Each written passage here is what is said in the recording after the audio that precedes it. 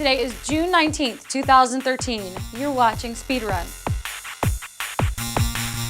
We caught up with Nordic Games, buyer of almost all of defunct publisher THQ's remaining IP. Business and Product Development Director Reinhard Paulus told us news on its recently purchased goodies, which include the IPs for Red Faction and Darksiders, is on the way.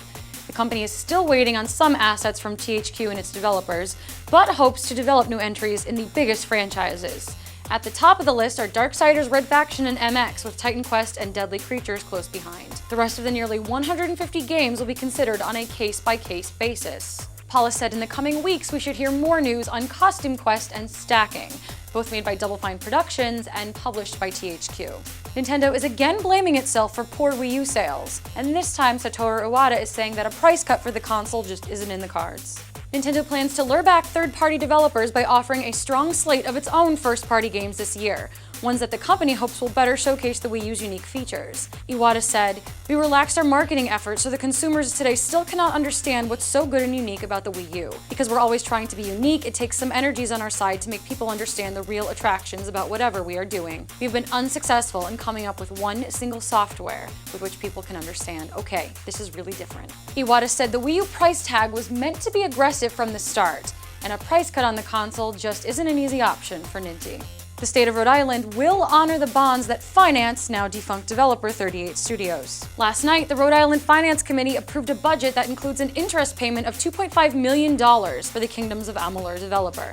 Back in 2010, the state sold $75 million in taxable bonds to court 38 Studios and its promise of creating jobs. 38 Studios shuttered early last summer, leaving roughly $89 million left in payments. Reports say yearly payments must still be signed off on by both the House and Senate, and payments may change in the coming years as a result.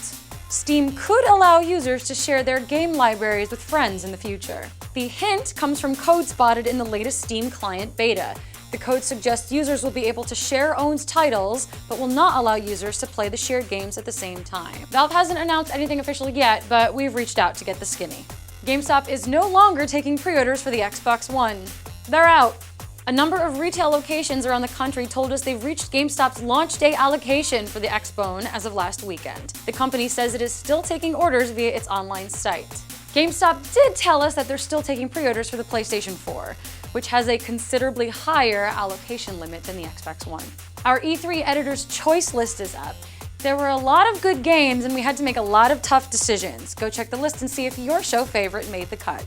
Our latest and last Human Angle feature explores the life of the voice behind Red Dead Redemption's John Marston and why he left voice acting.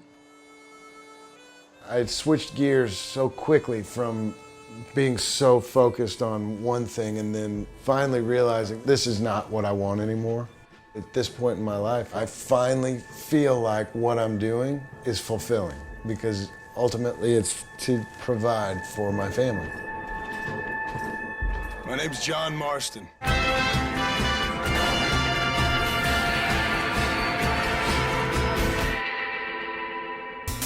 It's worth noting that today is Speedrun's 50th anniversary. That is, we've done this 50 times.